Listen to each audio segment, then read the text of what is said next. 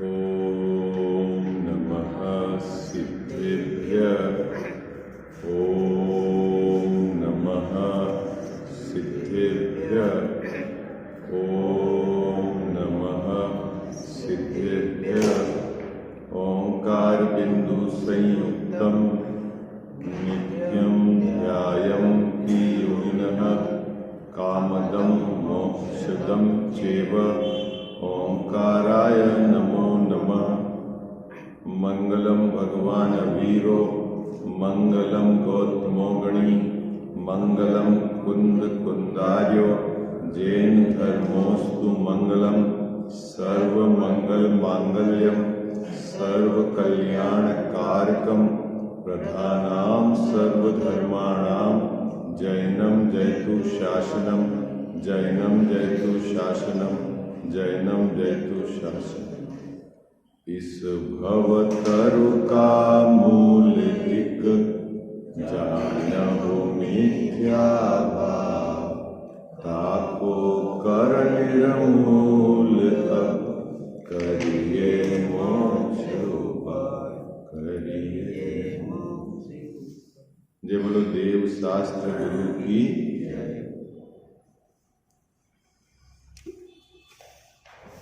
जीव अजीव तत्व के संबंध में इस जीव के जो अनादि से भूल चली आ रही है ना, उसके अंदर टोडरमल जी साहब ने दो भागों में वर्गीकरण कर दिया है। यहाँ पर मोक्ष मार्ग प्रकाशक ग्रंथ के अंतर्गत अग्रहित मिथ्या दर्शन ज्ञान चारित्र में भी वो लिया है, और ग्रहित में जैन मिथ्या दृष्टियों के प्रकरण में भी इस बात को सम्मिलित किया है।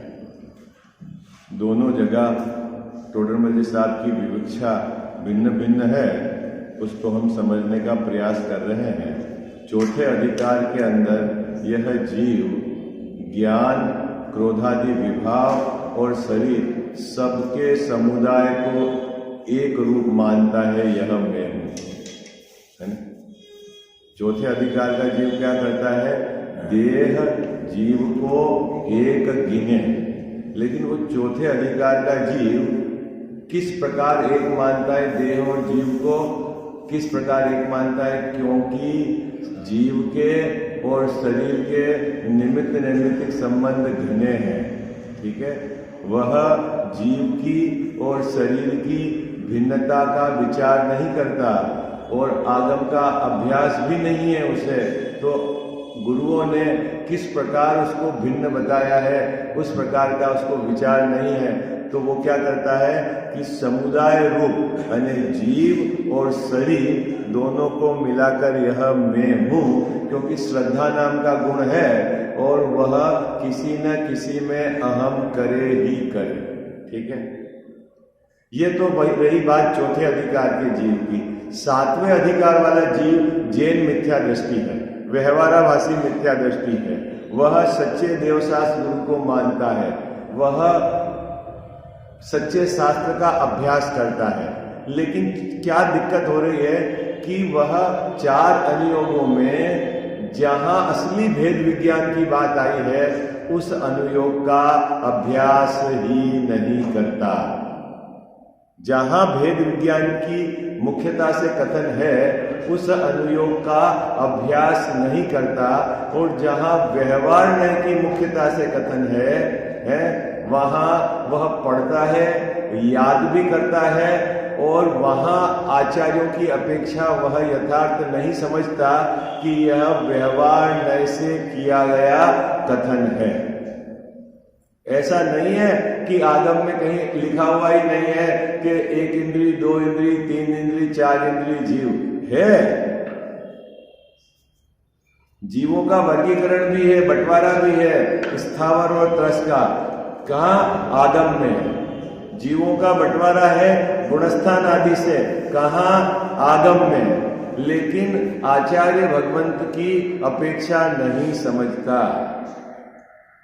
चरणानियोग की मुख्यता से कथन है, तो वहां जीव और शरीर को मिलाकर कहा ये दो इंद्रिय जीव है, ये तीन इंद्रिय जीव है, ये चार इंद्रिय जीव है, ये संगी पंचेंद्रिय जीव है। इन जीवों की रक्षा करो। यत्नाचार पूर्वक प्रवर्तन करो, लेकिन वहां आचार्य भगवान का इस प्रकार का उपदेश नहीं है कि इंद्रिय और जीव एक है। क्या कजाओ साहब, बात पकड़ में आई है आपको?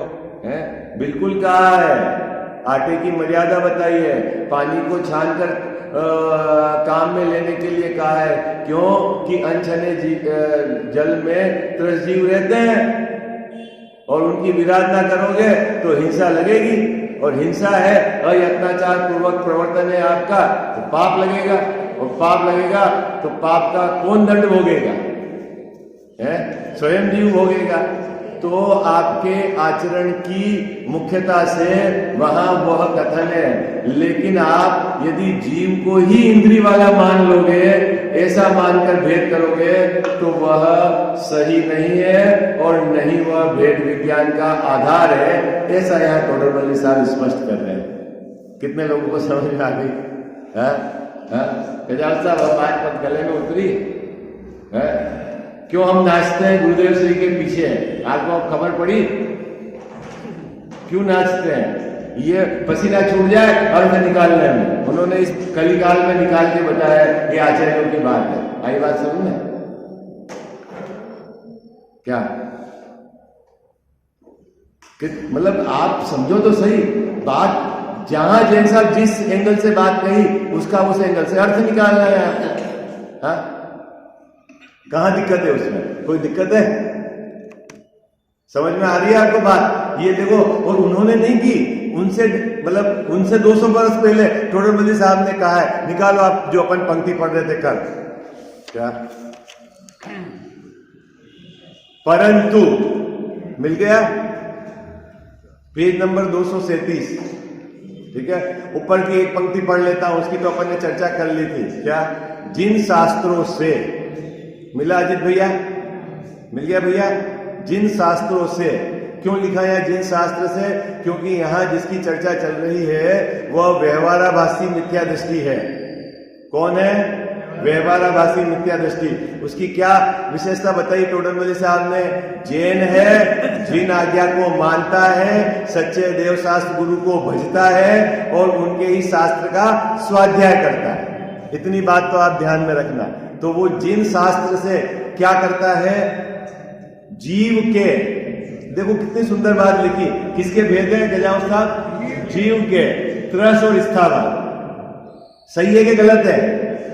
सही है? किसके भेद है?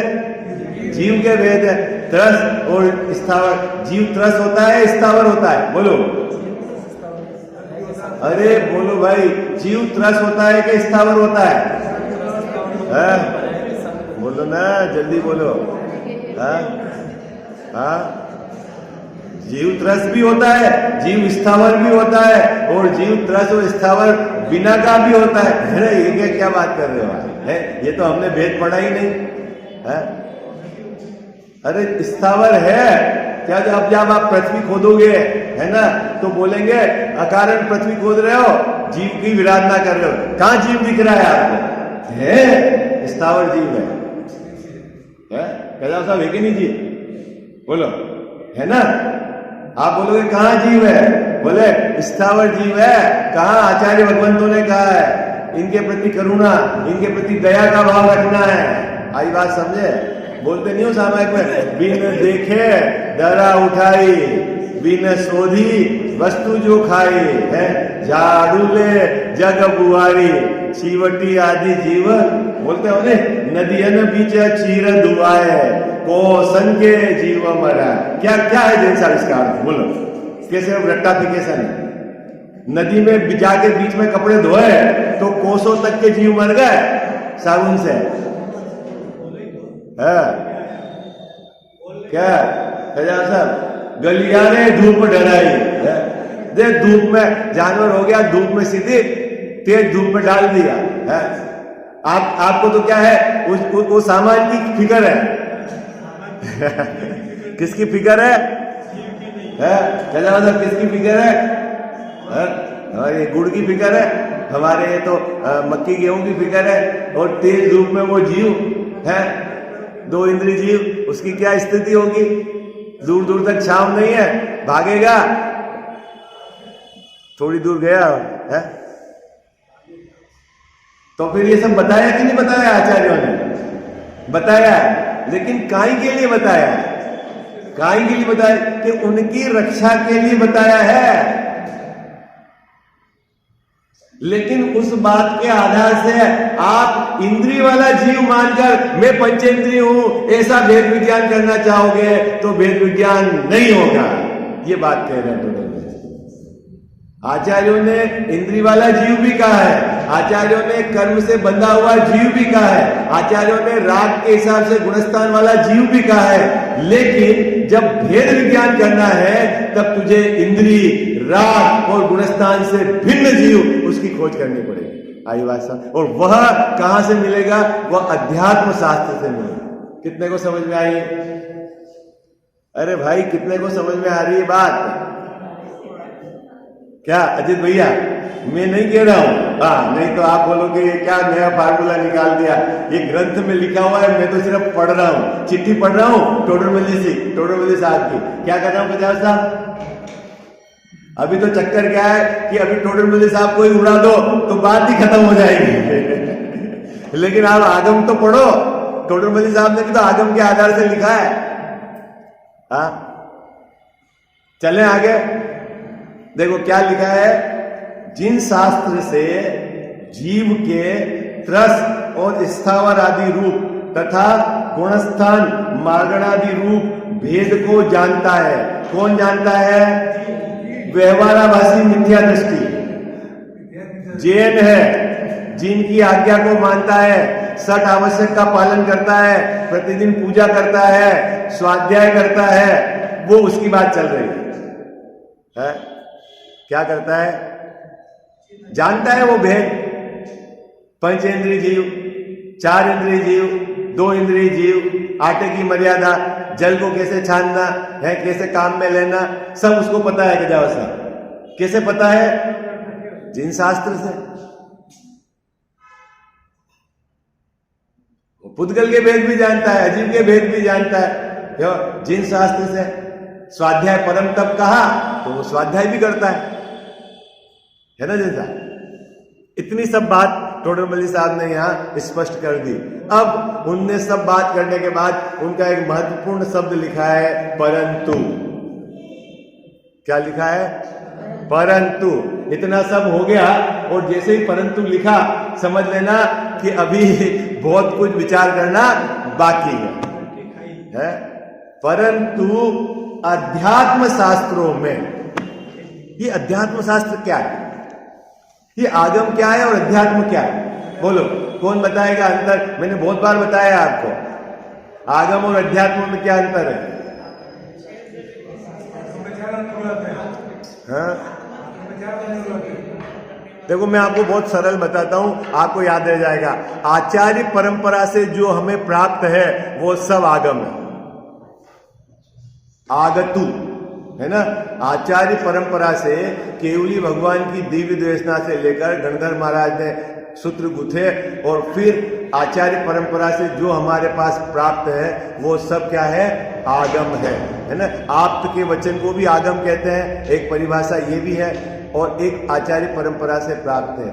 उस आगम में चार अनुयोग में मुख्य रूप से वर्गीकरण है आगम के अंतर्गत, ठीक है ना। अब उसमें एक अध्यात्म का वर्गीकरण भी है, जहां क्या शुद्ध आत्मा का अनुष्ठान किया है। शुद्ध आत्मा की मुख्यता से जिस आगम ग्रंथों में वर्णन आया है उसको अध्यात्म ग्रंथ कहते हैं। याद रहेगा, अध्यात्म आगम से बाहर नहीं है। ऐसा मत समझ लेना कि कोई अध्यात्म शास्त्र आगम से बाहर होगा, है ना। जिन ग्रंथों में क्या है, शुद्धात्मा की मुख्यता से अनुष्ठान किया गया है, उसकी मुख्यता से चर्चा की गई है, उन ग्रंथों को क्या कहते हैं? अध्यात्म शास्त्र। उन ग्रंथों को क्या कहते हैं गजानन साहब? अध्यात्म शास्त्र। अब प्रश्न है कि अध्यात्म शास्त्र की क्यों आवश्यकता पड़ी, या क्यों वो एक पक्ष पड़ा, है ना। द्रव्यान योग में भी जाकर अध्यात्म शास्त्र, है ना। तो यहां कह रहे हैं वहां शुद्ध आत्मा की मुख्यता से बात है। अभी क्यों शुद्ध आत्मा की मुख्यता से बात की वो टोडरमल साहब यहां स्पष्ट करेंगे, क्योंकि यहां लिखा है अध्यात्म शास्त्रों से। क्या लिखा है? अध्यात्म शास्त्रों से। क्या करना है आपको? अध्यात्म शास्त्रों से भेद विज्ञान को कारणभूत। गजब की बात है?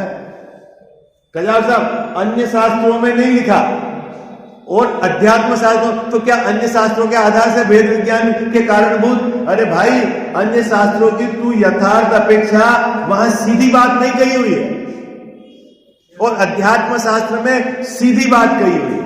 आई बात? और तेरे को सीधी बात अगर समझनी है, क्योंकि तेरे में अभी अन्य ग्रंथों से अपेक्षा निकालने में तेरे को दिक्कत आ रही है, तो तू अध्यात्म शास्त्र से जो सीधी बात कही है उसके आधार से तू भेद विज्ञान कर। क्या अर्थ समझ में आ रहा है आपको? भैया समझ में आ रहा है? देखो कैसे, देखो आगम में तो ये भी आया है 1 इंद्रिय 2 इंद्रिय 3 इंद्रिय 4 इंद्रिय जीव, ठीक है, त्रस स्थावर, ये आगम में आया है ना? आगम में आया कि नहीं आया है ना? स्थावर और त्रस।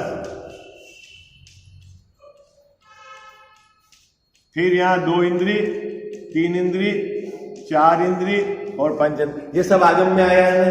अब जब आप आगम से पढ़ेंगे तो आप जब कहा कि ये 2 इंद्रिय जीव है, ये 3 इंद्रिय जीव है, ये भौरा 4 इंद्रिय जीव है, ये 5 इंद्रिय जीव है, तो क्या आप इंद्रिय से जीव की भिन्नता का विचार कर पा रहे हो?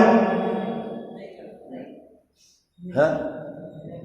अभी आपको कहा कि आप कौन से जीव हो, तो बोले हम संगी पंचेंद्रिय, ठीक है। तो आपने जैसे अपने को संगी पंचेंद्रिय कहा, तो यहां इंद्रिय यानी 5 इंद्रिय और मन और जीव दोनों भिन्न भिन्न है, ये बात पकड़ पा रहे हो आप? और आप झूठ बोल रहे हो कि आप संगी पंचेंद्रिय हो? नहीं नहीं, सही बात है, बात सही है, लेकिन भेद विज्ञान नहीं कर पा रहे। अगर आप ऐसा भेद विज्ञान करते हो कि मैं संगी पंचेंद्रिय और ये 4 इंद्रिय, ये 3 इंद्रिय, ये 2 इंद्रिय, ऐसे भेद विज्ञान करके सोचोगे कि आपको सम्यक दर्शन हो जाएगा, तो सम्यक दर्शन का विषय तो देह जीव को एक गिने, वो तो मिथ्या दृष्टि है। यहां तो देह और जीव की भिन्नता की बात करनी है। आई बात समझ में? क्या? तो ये बात सही है, ठीक है, जिस अपेक्षा से सही है वो अपेक्षा आपको ध्यान। लेकिन अध्यात्म शास्त्र में क्या कहेंगे? अध्यात्म शास्त्र में सीधा कहेंगे कि तू शरीर वाला नहीं है, तू कर्म वाला नहीं है, तू राग वाला नहीं है, तू तो क्या है? अभेद अखंड जीव है। क्या कहेंगे? क्या कहेंगे? क्या कहेंगे? तू शरीर वाला नहीं है। कब? अभी वर्तमान में तू शरीर वाला नहीं है। तेरे को कर्मों ने नहीं बांध रखा है, कर्म कर्म में है, जीव जीव में है। क्या? ये राग तेरा स्वभाव नहीं है, ये विकारी भाव है, तू गुणस्थान में नहीं आता है। क्या बात कर रहे हो? अभी तो हमारा पहला नंबर है गुणस्थान। अरे तू गुणस्थान देख रहा है तो तू राग की तरफ देख रहा है। भेद विज्ञान का कारण जो जीव है तेरे पकड़ में नहीं आ रहा। आई बात? क्या कहा था? बात पकड़ में आई? क्या भेद विज्ञान कहां से करना है? भेद विज्ञान क्या कहां से करना है? अध्यात्म शास्त्रों से करना है। जिन अध्यात्म शास्त्र में शरीर, कर्म, राग, गुणस्थान है और गुणों के जो भी भेदपना सबसे हटाकर एक अभेद आत्मा एक तरफ रखा, तो उसको तो मानना जीव और उसको छोड़कर सभी अजीब है। क्या बात है? क्या? कहां से वेद विज्ञान करना का जवाब साहब? कहां से वेद विज्ञान करना? अध्यात्म शास्त्रों के आधार से। अध्यात्म शास्त्र में क्या रखा? जीव और 29 प्रकार के भाव, ये सब अजीब। इसमें वर्ण भी आ गया और इसमें गुणस्थान भी आ गया। कितने को समझ में आई? ऊपर कहेंगे आगम में कि ये गुणस्थान वाला जीव है, चौथे गुणस्थान वाला, पांचवें इस गुणस्थान में इतने जीव होते हैं, इस गुणस्थान में इतने 3 कम 9 करोड़ मुनि होते हैं ना, सदा विराजमान है, उनका वर्गीकरण है। छठे गुणस्थान में इतने मुनिराज रहेंगे, 7वें में इतने रहेंगे, 8वें में इतने, 9वें में 10, सबकी संख्या है, सबको मिला लोगे तो 3 कम 9 करोड़ मुनिराज सदैव रहेंगे। ये वर्गीकरण करा है, किसके आधार से करा है? जैसा गुणस्थान के आधार से वर्गीकरण करा है। किसका करा है? जीव का वर्गीकरण करा है, लेकिन वह भेद विज्ञान का आधार नहीं। भेद विज्ञान के लिए तो गुणस्थान अजीव में चला गया, राग अजीव में चला गया, शरीर अजीव में चला गया, कर्म अजीव में चला गया, सब किस में चले गए? अजीव। कितने को समझ में आ गई? अरे बोलो भाई, कितने को समझ में आ गई? आ गई समझ में? बस खत्म। ये जैन, इतना सा जैन दर्शन है, कोई डोले देने की जरूरत नहीं। देखो, एक पैराग्राफ में टोडर मुनि साहब ने पूरा रहस्य खोल दिया। खोला कि नहीं जैसा? खोल दिया। अब रहस्य समझे तो, और विरोध लेके झंडा पकड़ो पकड़ो, जिसका बुरा होना होगा वो विरोध में ही खड़ा रहेगा। भाई जो आचार्यों के विरोध में खड़ा है, जो केवली भगवान के विरोध में खड़ा है, वो तो जैन धर्म के विरोध में ही खड़ा है। कितनी सुंदर बात दिखी कि आपको भेद विज्ञान करना है तो यहां से भेद विज्ञान नहीं होगा। कहां से भेद विज्ञान होगा? आध्यात्म शास्त्र में सीधा जो कहा है उस जीव को पकड़ना। कैसा जीव? जो शरीर वाला नहीं है, जो इंद्रिय वाला नहीं है, जो त्रस स्थावर नहीं है, जो स्त्री पुरुष नहीं है, जो कर्म वाला नहीं है, जो राग वाला नहीं है, जो गुणस्थान में आता है वो नहीं है। ऐसा जीव वो मैं हूं। कितने को समझ में आ गई बात? क्या कितने को समझ में आ रही है भाई? भेद विज्ञान कहां से करना है? अभी तो जैसे हम अपन शब्दों में डोल रहे हैं, आगम के आधार से विकल्पात्मक ज्ञान में आपको फिर निर्णय करना है। निर्णय करने के बाद अंदर में जाकर भेद डालना है। कहां जाके भेद डालना है? अभी मुंह से बोल रहा हूं मैं शुभ अशुभ भाव राग से भिन्न हूं, लेकिन ये तो अभी विकल्पात्मक, अंदर में जाके राग से भिन्न पड़ना है। वो है असली पुरुषार्थ। क्या? कहां जाके भिन्न पड़ना है? अंदर में जाकर राग से भिन्न पड़ना है। शरीर से तो भिन्न हुई, कब हूं? हाँ, अभी हूं। और राग से भी भिन्न हूं। किस प्रकार से भिन्न हूं? कि वो मेरा स्वभाव नहीं है।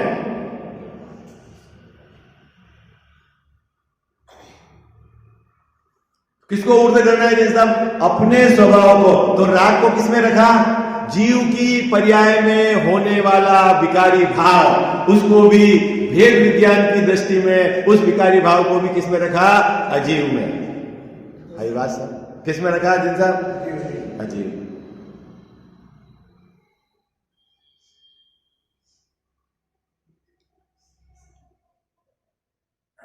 इसको फिर जानने की क्या जरूरत है? सब भेद विज्ञान। अगर इसको नहीं जानोगे तो निश्चयबाजी हो जाओगे। हाई बात समझ। आगम का भी अभ्यास, आगम के आधार पर अध्यात्म की आपको भवन में उसका बनाना है। क्या कहा जाए साहब? ये भी समझना है आपको और ये भी समझना है। ठीक है? महल खड़ा होता है आगम की नींव पे है, लेकिन कोई मात्र सिर्फ व्यवहार नहीं के कथन को ही पढ़े, उसी में अटका रहे, काम नहीं चलेगा। फिर वो क्रिया में उलझ जाएगा। हा? फिर बोलता रहेगा भव में जिन पूजन की नहीं मुनिव्रत धार अनंत बार ग्रेवे कुप जाए। अरे भैया, तो क्या मुनिव्रत काहे के लिए धारा जाता? मोक्ष जाने के लिए धारा जाता कि ग्रेवे कुप जाने के लिए धारा जाता? और तू बोल रहा है मुनिव्रत धार अनंत बार ग्रेवे कुप जाए, तो फिर क्या बोल रहा है? तेरे को खबर है? हा? क्या क्या कहना चाह रहे हैं वह आचार्य देव? समझ तो सही बात को कि भैया तू क्रिया में धर्म मानकर बैठा है, मंद कसाय के भाव में धर्म मान के बैठा है, वो धर्म नहीं है। और तूने पूर्व में अनंत बार इस प्रकार का काम किया है। अब तेरे को महाभाग्य से जिनवाणी मिली है, सच्चे गुरु की शरण मिली है, तेरे को समझने की बुद्धि मिली है। तू क्यों पूर्व का दुराग्रह रख रहा है, सच्ची बात समझता क्यों नहीं?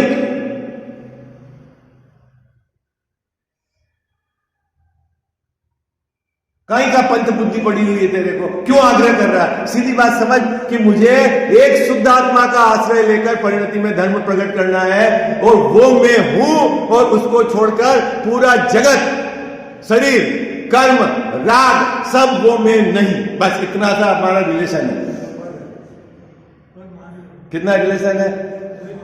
मैं नहीं और ये मैं, बस इतनी जगह आपको सही जगह रख के आरी चलानी है, भेद विज्ञान करना ये है। और ये भेद विज्ञान की धारा आपकी चलती रहे अविच्छिन्न रूप से, तो निश्चित तौर पर अल्पकाल में मुक्ति हो जाएगी।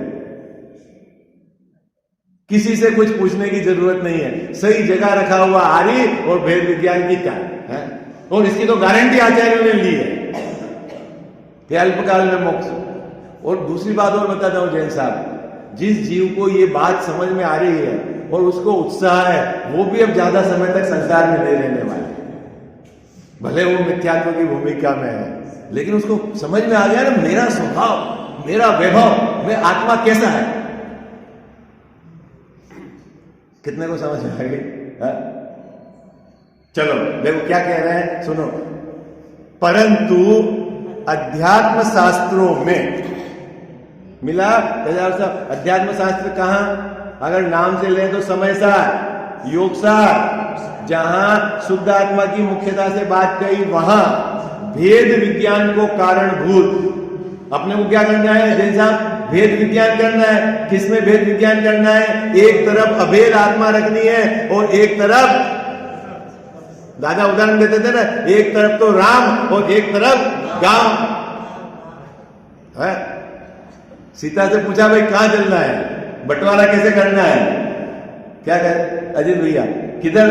राम को वनवास हुआ, सीता को थोड़ी हुआ। वनवास किसको हुआ है? एक तरफ राजमहल थे सब, है ना, क्या बोलते हैं, पूरा परिवार था, एक तरफ राम थे। उन्होंने किधर का सिलेक्शन करा? हाँ? तो अपने को क्या तरह, एक तरफ अपनी अभेद अखंड आत्मा रखनी है, वो तो हो जाएगी एक तरफ, ये मैं हूं, और उसको छोड़कर शरीर, कर्म, राग, पंच परमेष्टि, माता पिता, घर मकान, सब किधर आ जाएंगे जैसा पर। साहब ऐसे कैसे होगा? ये ऐसे ही होगा, और तो कैसे होगा? ऐसे ही होगा। हाँ, पंच परमेष्टि भी पर में है, हमारे जो पुण्य के भाव है वो भी पर में है, वो इधर नहीं है। अभी अपने को इधर की तो खबर ही नहीं है अभेद आत्मा की। हम ज्यादा से ज्यादा कसाय की तीव्रता में परेशान हो जाते, ओ साहब बहुत पाप, और कसाय की मंदता, ओ धर्म हो गया। अरे भैया उन दोनों से भिन्न पढ़ना है। भिन्न कैसे पढ़े जैन साहब? भिन्न कैसे पढ़े? उदासीन हो जाओ बस। सामने वाले के प्रति का आपने इंटरेस्ट छोड़ दिया, वो ऑटोमेटिक चला जाएगा। जगत के अंदर भी ऐसा सिस्टम है ना? क्या क्या कह जाओ साहब, किसी के साथ आप, जैसे आपके पास कोई बैठा, वो कोई आपको इधर उधर की लौकिक बातें बता रहा, उसने ऐसा करा और उसने ऐसा करा, उसकी बहू ने ऐसा करा, उसकी सास ने ऐसा करा, उसके भाई ने ऐसा करा, आप हूं बिल्कुल इंटरेस्ट नहीं लो, तो वो थोड़ी समय बाद बोलना बंद हो जाएगा। हो जाएगा ना बंद, हो जाएगा ना बंद है? और जहां आपने इंटरेस्ट ले लिया तो पूरे गांव की बात सुनाएगा।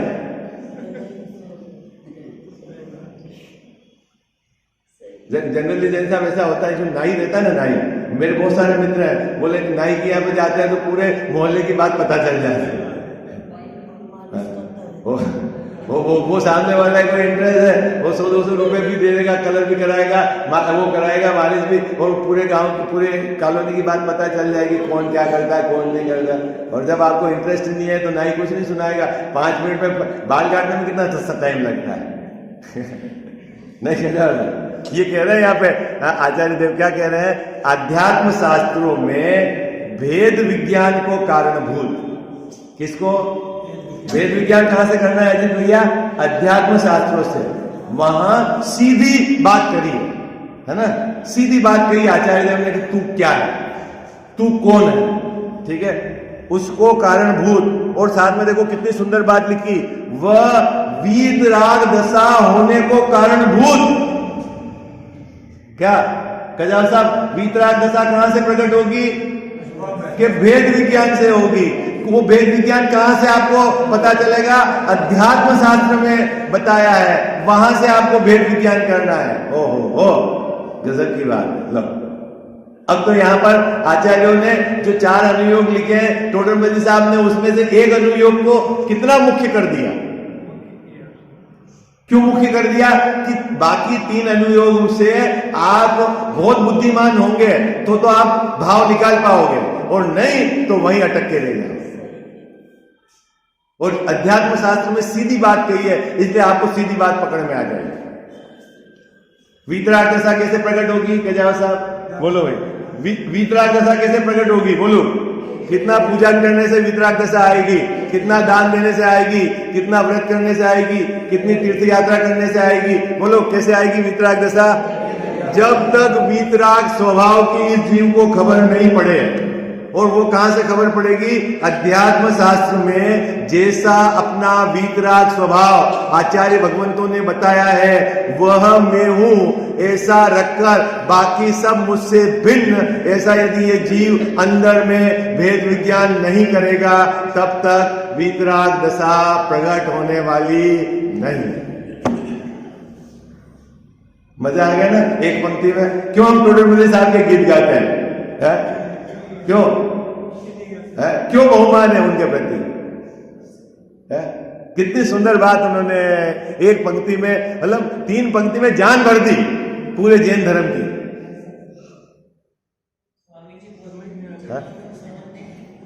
कुंजी है ये। आपको पता है श्वेतांबर संप्रदाय में जन्मे, उन्होंने कहा कि आपको अगर जैन धर्म पढ़ना है, सब शास्त्र पढ़ना है, तो पहले मोक्ष मार्ग प्रकाशक पढ़ो आप। सनावत में एक भाई है जैन साहब, मेरे को भी बहुत बहुमान, श्वेतांबर है, ठीक है, वो किसी दिगंबर संप्रदाय में मुमुक्षु के यहाँ नीचे किराए से रहते थे। तो ऊपर वो रहते थे मकान मालिक, नीचे वो किराए, तो जो उनके ग्रंथ थे उनको पढ़ने देते थे। तो जैसे जैसे उनने स्वाध्याय करा तो मकान मालिक तो वहीं के वहीं रह गए, वो तो देने में ही रह गए, और उनका जीवन परिवर्तन हो गया, सी हो गए। वो बिल्कुल एकांत से खूब आराधना करते हैं, 8-8, 10-10 घंटे स्वाध्याय करते हैं।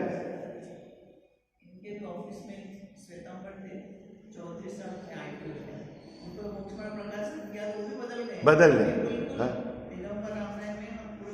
अब देखो, जिस जीव की सुधरने की पात्रता होती है ना, तो कैसे निमित्त मिल जाते हैं। और अपने तो सामने हम जोर जोर से गला फाड़ के चिल्ला रहे हैं, तो ही क्या पता सही है, होगा कि नहीं होगा, ये अपनी मर्जी से कह रहे होंगे, क्या है, क्या पता टोडरमल जी साहब का लिखा हुआ है कि नहीं, किसी ने चेंज तो नहीं कर दिया। अरे भाई, तू सब खोज कर लेना, अभी तेरी मनुष्य पर्याय है, अभी मिला आगम से है, कुछ तो कर। नहीं साहब, कुछ नहीं करेंगे तो कुछ नहीं होगा। अरे हम क्या कह रहे हैं? हम कह रहे हैं तू यथार्थ प्रसाद कर, देह की क्रिया से क्या होगा, और तू कर नहीं सकता उसको, तू कहां अटका हुआ? क्या है यथार्थ पुरुषार्थ? समय हो गया। टोडरमल साहब, क्या है यथार्थ पुरुषार्थ? बोलो। है ये भेद विज्ञान करना है। किसमें भेद विज्ञान करना है? एक तरफ अभेद आत्मा रखनी है और एक तरफ उसको छोड़कर सब। अभेद आत्मा में क्या, अपने जो है अभेद में सब गुण अभेद हो जाएंगे, ठीक है, अभेद और अखंड आत्मा। फिर शरीर भिन्न, कर्म भिन्न, राग भिन्न, उदय भिन्न, सब भिन्न भिन्न हो जाएगा। भिन्न, बस वहां भिन्नों में वर्गीकरण मत करना, अभेद को पकड़ना और बाकी मैं नहीं, ऐसे करना। ये मैं हूं और ये मैं नहीं। ये मैं नहीं मतलब यहां मैं नहीं हूं, बस। शरीर में मैं नहीं, अजित भैया, कर्मों में मैं नहीं, शुभ शुभ भावों में मैं नहीं, कहां हूं मैं मुझ में रहने वाला हूं। किसमें? मैं मुझ में रहने वाला हूं, पर मैं मेरा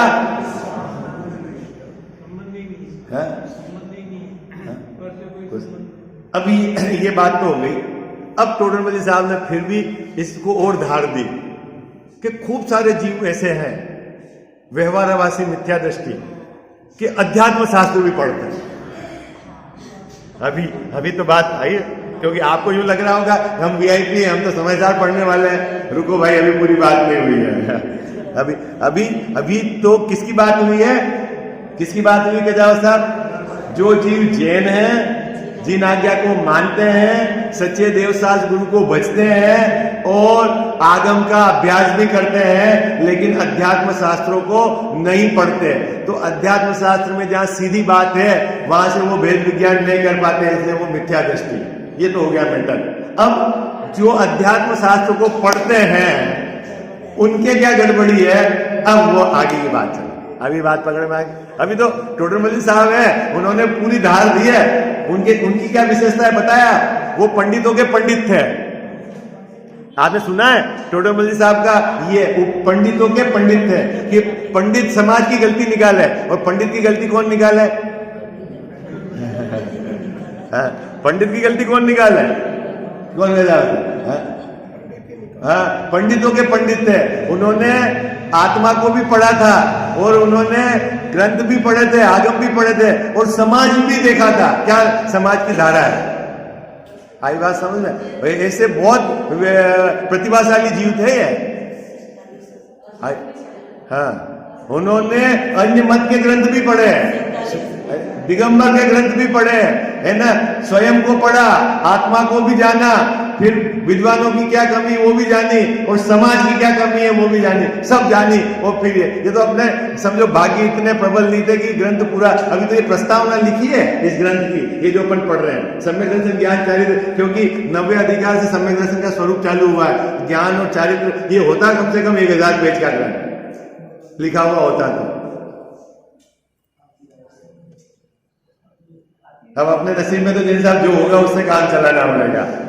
अब आप वो होता तो होता, लेकिन इसमें भी आपको पूरा डायरेक्शन मिला है कि आगम को कैसे अभ्यास करना, जैन शास्त्रों को कैसे अभ्यास करना। समय 3-4 मिनट ज्यादा हो गए। अभी कल अपन क्या बात चलाएंगे? वो व्यवहारवासी मिथ्या दृष्टि जो अध्यात्म शास्त्रों को भी पढ़ता है, वो क्या गड़बड़ कर देता है कि उसको सम्यक दर्शन नहीं हुआ। ठीक, उसकी चर्चा है। साची तो गंगा ये वीतराग वाणी, अविच्छिन्न धारा निज धर्म की कहानी। जामे अति ही विमल अगाध ज्ञान प्राणी, जहाँ नहीं संशयादि पंक की निशानी। साची तो गंगा ये वीतराग वाणी, अविच्छिन्न धारा निज धर्म की कहानी। सप्तभंग जहाँ तरंग उछलत सुखदानी, संत चित मृणाल वृंद रमे नित्य ज्ञानी। साची तो गंगा यह वीतराग वाणी, अविच्छिन्न धारा निज धर्म की कहानी।